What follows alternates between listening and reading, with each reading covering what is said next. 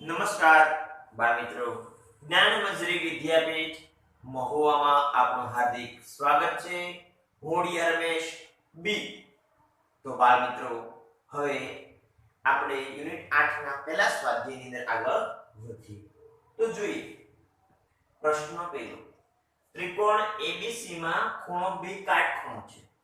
તો જ્યારે પણ આપણને આકૃતિની વાત હોય તો સૌપ્રથમ પહેલા આપણે આકૃતિ દોરી નાખવાની. તો ત્રિકોણ ABC દોરી. B કાટખૂણો A, B અને C કાટખૂણો. AB બરાબર 24. આ AB નું માપ આપણને 24 આપ્યું. BC નું માપ 7. આ BC નું માપ આપણને 7 આપ્યું. તો નીચેના ગુણોત્તરનું મૂલ્ય તો sin A શોધવાનું, cos A, sin C અને cos C. હંમેશા જ્યારે પણ આપણે આ 8મું યુનિટ હોય કે 9મું યુનિટ ભણતા હોય ત્યારે એક વસ્તુ ખાસ મગજમાં રાખવી પડશે કે વિકર્ણ નું માપ આપણી પાસે હોવું જોઈએ. ન આપે તો આપણે પાયથાગોરસનો નિયમ આપણને આવડે. તે પરથી આપણે તેની કિંમત શોધી નાખવાની. સૂત્ર આપણે ખબર છે, કર્ણનો વર્ગ AC² બરાબર AB² પ્લસ BC². કર્ણનો વર્ગ બરાબર બાકીની બે બાજુના વર્ગનો સરવાળો. AC² આપણે શોધવાનું છે. AB એટલે 24, તો 24 નો વર્ગ. BC એટલે 7 નો વર્ગ. AC² એમનો 24. હવે આપણે 24 નો વર્ગ કરવાનો છે. જો આપણને ડાયરેક્ટ 24 નો વર્ગ ન ખબર હોય તો ફરજિયાતપણે આપણે 24 ગુણ્યા 24 આપણે કરવા પડે. તો 24 નો વર્ગ આપણે ખબર હોવો જોઈએ. 570 ન આવડે તો 24 ગુણ્યા 24, 7 નો વર્ગ 49. AC² 2 નો સરવાળો 625. AC² નો વર્ગમૂળ 80, 625 વર્ગમૂળ 25. એકમ કયો છે? સેમી. તો આપણને કર્ણનું માપ 25 મળ્યું. હવે ત્રણેય બાજુ મળી ગઈ. હા, હવે આપણે સૂત્રો ભણી ગયા. sin એટલે સામેની બાજુ છેદમાં કર્ણ, cos પાસેની બાજુ છેદમાં કર્ણ, tan સામેની બાજુ છેદમાં પાસેની બાજુ. તો હવે સૌપ્રથમ આપણે પહેલો દાખલો જોઈએ. I એમાં sin A કીધું. તો sin A, sin એટલે સામેની બાજુ. કોને ધ્યાનમાં રાખવાનું છે? A. તો A એની સામેની બાજુ કોણ થાય? BC. પાસેની બાજુ કોણ થાય? AB. કિંમત મૂકી. BC 7 અને AB ની 24. જો આપણે કિંમત મૂક્યા પછી છેદ ઉડતા હોય તો આપણે છેદ ઉડાડવાના હોય છે. છેદ ન ઉડતા હોય તો પછી આપણે કાંઈ એનું કંઈ કરવાનું થતું નથી. પણ આટલું જો સામેની બાજુ છેદમાં કોણ આવે? કર્ણ આવે. 24 ને કર્ણ પણ છે આપણો AC છે. ખાસ ધ્યાન રાખો સૂત્રમાં કે સામેની બાજુ છેદમાં કર્ણ. આપણે કોનું લીધું હતું? tan નું લીધું હતું. કોનું લીધું હતું? tan. સૂત્રમાં ધ્યાન રાખતા રહેજો, ભૂલ ન પડે. હવે cos A, cos એટલે પાસેની બાજુ. કોને ધ્યાનમાં રાખવાનું છે? A. તો પાસેની બાજુ એટલે AB છેદમાં કર્ણ એટલે AC. AB આપણને 24 આપ્યું, કર્ણ આપણને 25. છેદ ઉડે તો ઉડાડવાના, નહીંતર આપણે ઉડાડવાના થતા નથી. હવે ડબલ આવી. પેલો sin C.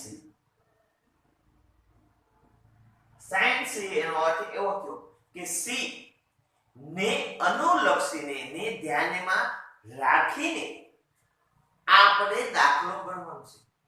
આ C માં શું કરવાનું છે કે આકૃતિમાં C ને ધ્યાનમાં રાખો. તો આકૃતિમાં C જો sin એટલે C ની સામેની બાજુ કોણ થાય? AB. કર્ણ તો એનો A છે.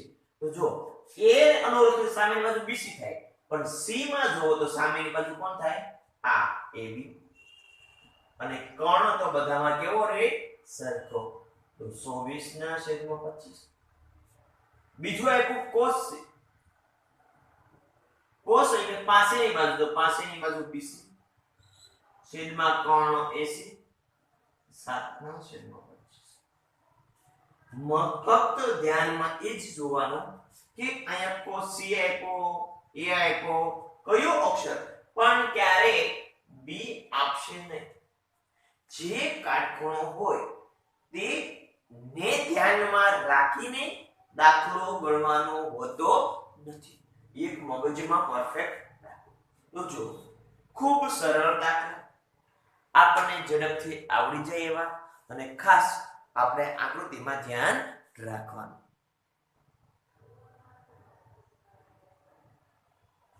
તો આપણે જોઈએ કે અહીંયા આકૃતિ ઉપરથી જવાબ આપશે કે tan p - cot r શોધવાનું. એટલે શું કરવું પડે? પહેલા tan p ની શોધવાની કિંમત, પછી cot r ની કિંમત શોધવાની, અને પછી બંનેની કરવાની બાદબાકી. અથવા એવું પણ થાય કે બેની તમે કિંમત મૂકો તો પણ હાલે. પરંતુ જો આકૃતિમાં આપણે ત્રણેય બાજુની કિંમત હોવી જોઈએ. અહીંયા આ વિશેની બાજુની કિંમત આપી નથી. એટલે એક બાજુની કિંમત આપણને જ્યારે પણ ન આપે ત્યારે પાયથાગોરસના નિયમનો ઉપયોગ કરીને તરત જ આપણે કિંમત શોધી નાખવાની. તો જોઈએ આપણે યુઝ કરી કર્ણનો વર્ગ એટલે pr² બરાબર pq² વત્તા qr². હવે pr એટલે 13 નો વર્ગ, pq એટલે 12 નો વર્ગ, qr² ઈ તો આપણે શોધવાનું છે. 13 નો વર્ગ 169, 12 નો 144 વત્તા qr². 144 અહીંયા પ્લસ છે, આવજો હવે તો માઈનસ, એટલે 169 માઈનસ 144 બરાબર qr². તો 169 માઈનસ 144 એટલે 25 બરાબર qr². 25 નો વર્ગમૂળ 5 સેમી એટલે qr² નો વર્ગમૂળ q. તો આપણને આ 5 સેમી જવાબ મળે. જ્યારે પણ sin cos tan cot sec cosec એના દાખલા ગણતા હોય ત્યારે ધ્યાન એક જ વસ્તુનું રાખવાનું કે દાખલાઓ જે ગણ્યા એમાં ત્રણેય આકૃતિમાં ત્રણેય બાજુનું માપ પહેલા હોવું જોઈએ, અને ત્યાર પછી આપણે આગળ દાખલો ગણવાનો. તો હવે આપણે જે શોધવાનું છે કે tan p - cot. હવે tan p તો p ને અનુલક્ષીને વાત કરવાની છે. p tan સામેની બાજુ છેદમાં પાસેની બાજુ, તો tan p ની સામેની બાજુ એટલે qr, પાસેની બાજુ એટલે pq માઈનસ આ tan p પૂરું. હવે cot r, હવે r ને ધ્યાનમાં રાખીને cot પાસેની બાજુ છેદમાં સામેની બાજુ એટલે qr છેદમાં p. તો ખાસ જ્યારે પણ આપણે કિંમત શોધતા હોય ત્યારે એક જ વસ્તુનું ધ્યાન રાખવાનું કે કિંમતમાં ભૂલ ન પડે. એ p ને અનુલક્ષીને જોવાનો છે દાખલો કે r ને અનુલક્ષીને દાખલો ગણવાનો છે, એ ધ્યાન રાખવું પડે. હવે qr, તો qr આપણને 5, pq આપણને 12, 5/12 જવાબ મળ્યો. સરળ. તમારે આને બીજી રીતે ગણવું તો એમ પણ ગણો. પહેલા tan ની કિંમત શોધો p, પછી cot r ની કિંમત શોધો, પછી બંનેની બાદબાકી. એની કરતા ડાયરેક્ટ કિંમત મૂકો તો સરળ પડે, અને બંનેની કિંમત અલગ અલગ ગણીને અને પછી મૂકો તો પણ કઈ ખોટું પડતું નથી. ફક્ત કોને અનુલક્ષીને દાખલો ગણવાનો કીધું ઈ એક ખાસ આપણે ધ્યાનમાં રાખવું પડશે. પ્રશ્ન 3. જો sin a બરાબર 3/4 એટલે કેટલા આકૃતિ જોતા. કાટખૂણો જ્યારે કાંઈ પણ ન આપે ત્યારે b લઈ લેવાનો. a b sin સામેની બાજુ છેદમાં કોણ એટલે સામેની બાજુ જો તો ઉપરની સામેનું જો કોણ છે 3 3 કે રહી લેવાનું અને કોણ એટલે 4 કે જો માપ શીખવાનું sin a એટલે સામેની બાજુ છેદમાં કોણ સામેની બાજુ ઉપરનો માપ કોણનો એ નીચેનો માપ જ્યારે આ રીતે આપણે કે બાજુમાં લઈ લેવાનું હવે આપણે પાયથાગોરસના સૂત્ર ઉપર પ્રમાણે ac² = ab² + bc AC એટલે 4k², AB એટલે 3k², BC² આપણે શોધવાનું એટલે 16k² બરાબર 9k² વત્તા BC².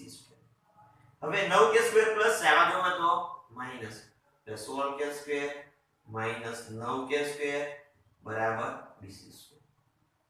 16 માંથી 9 જાય તો 7k² બરાબર BC².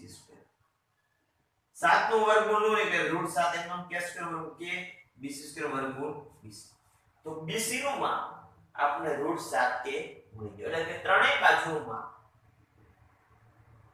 આપણને હવે આપણે શું શોધવાનું પેલું cos a તો પેલું cos a એને અનુલક્ષીને cos એટલે પાસેની બાજુ છેદમાં કોણ તો પાસેની બાજુ AB કોણ એટલે AC AB એટલે √7k AC 4k k ઉડી જાય √7 ના છેદમાં 4 બીજું કીધું આપણને tan a tan એટલે સામેની બાજુ છેદમાં પાસેની બાજુ તો સામેની બાજુ એટલે BC અને પાસેની બાજુ એટલે AB BC એટલે 3k upon √7 k ઉડી જાય 3 ના છેદમાં √7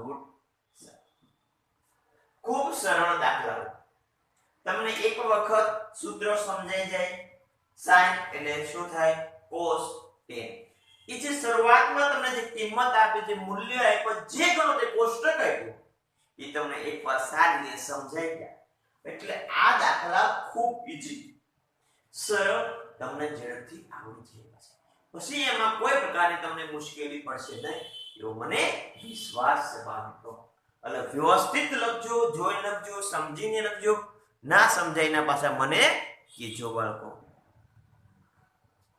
પ્રશ્ન 4 જો 15 કોટ a બરાબર 8 હોય તો જ્યારે પણ આપણે કોટની કા sin ની કિંમત આપી છે આ cos કા tan કોટ છે જો આપણને આવું આપે ત્યારે થાય કોટ a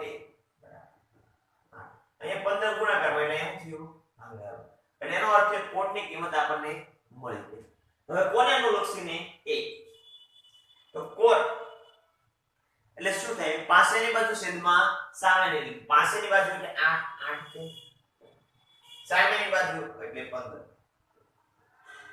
ખબર પડી ગઈ આપણે હવે આપણે કણોમાં ફરજિયાત શોધવું પડશે એટલે AC² બરાબર AB²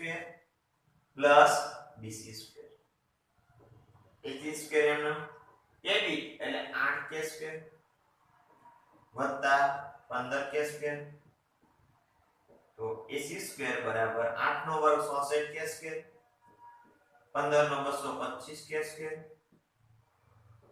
તો AC² બરાબર 2 નો સરવાળો કરશું એટલે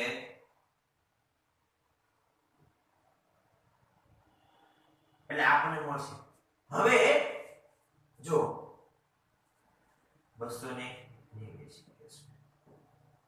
તો AC² વર્ગમૂળ AC 17 AC² AC 289 વર્ગમૂળ 17 A² વર્ગમૂળ k આપણે AC ની કિંમત મળી ગઈ હવે આપણે જે વસ્તુ માંગી એ જોઈ તો પેલું શું આપ્યું sin a શું કોને અનુલક્ષીને a એને અનુલક્ષ sin એટલે સામેની બાજુ છેદમાં કોણ તો સામેની બાજુ BC કોણનું માપ AC BC નું 15k AC નું મેળવું 17k k ઉડી જાય એટલે 15 ના છેદમાં 17 ડબલ આવ્યા છે sec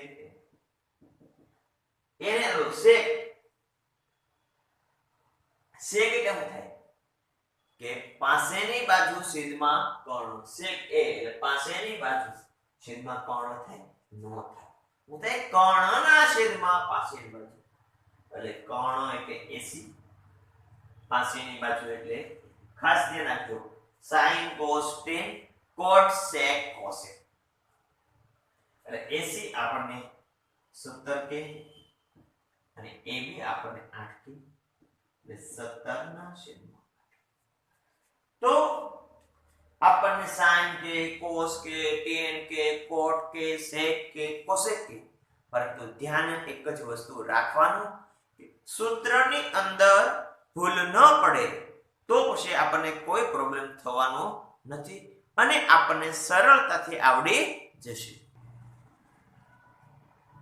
પ્રશ્ન 5 વિભાગો, જો sec θ બરાબર 13/12 હોય તો બાકીના બધા ત્રિકોણમિતિય ગુણોત્તર શોધો. તો સૌપ્રથમ જ્યારે થીટા આપે ત્યારે એ સમજવાનો, કયો સમજવાનો? એ કે એને અનુલક્ષીને આપણને આપેલું છે. જ્યારે પણ આવું થીટા આપેલું હોય ત્યારે એને અનુલક્ષીને દાખલો ગણવાનો છે એવું આપણે સમજવું. એટલે a b sec એટલે શું થાય? કર્ણના છેદમાં પાસેની બાજુ, કર્ણના છેદમાં પાસેની બાજુ, sin cos tan cot sec cosec, તો કર્ણના છેદમાં પાસેની બાજુ. હવે આપણે સૌપ્રથમ પહેલા આપણે પાયથાગોરસનો યુઝ કરવો પડશે, એટલે ac² બરાબર ab² પ્લસ bc². ac એટલે 169k², ab એટલે 144k², bc² આપણે શોધવાનું. આ પ્લસ છે આ બાજુ આવે તો -k² -144k² બરાબર bc². હવે 100 એટલે 25k² બરાબર bc² એટલે 25 વર્ગ 5k² નો k બરાબર 20. હવે બાકીના બધા જ એનો અર્થ એવો થયો કે sin cos tan cot અને cosec, એટલે પહેલું આપણે sin એ શોધ્યું. sin માં હું ડાયરેક્ટ કિંમત મૂકું, મૂકીશ પણ તમારે એની બાજુ પણ લખવી પડશે, એટલે ધ્યાન રાખજો. હું sin એટલે આપણે 5 કે sin એટલે સામેની બાજુ એટલે 5 કર્ણ એટલે 13. હું ડાયરેક્ટ લખું, તમારે ડાયરેક્ટ લખવાનું નથી. તમારે આવી રીતે લખવાનું પહેલા કે BC ના છેદમાં AC, પછી કિંમત મૂકી અને કે ઉડાડવાનું. cos એને લખશે cos પાસેની બાજુ છેદમાં કર્ણ એટલે 12 ના છેદમાં 13. ત્રીજું sin cos પછી tan એટલે સામેની બાજુ છેદમાં પાસેની બાજુ એટલે 5 ના છેદમાં 12.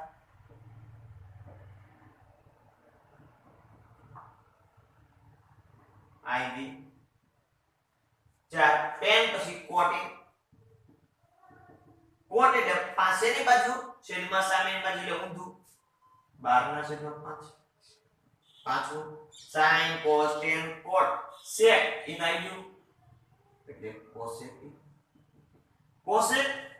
એટલે કર્ણ ના છેદમાં સામેની બાજુ. આપણે sin cos tan cot sec આપણને આપ્યું છે 9 અને cosec. આમ શું કીધું આપણને? બાકીના બધા જ. જ્યારે પણ એક યાદ રાખજો કે થીટા હોય ત્યારે એને એ સમજીને દાખલો ગણજો, નહીતર અટવાઈ જશે. આપણે જ્યારે કોઈ ગણતરી કરતા હોય ત્યારે ટૂંકી સરળ રીત હોય એનો યુઝ કરવાનો, જેના કારણે આપણને એમાં કોઈ પ્રકારનો પ્રોબ્લેમ ન પડે અને ખૂબ સારામાં સારી રીતે આપણે દાખલા ગણી શકીએ. તો બાળ મિત્રો, અહીંયા આપણો આ બીજો લેક્ચર પૂરો થાય છે.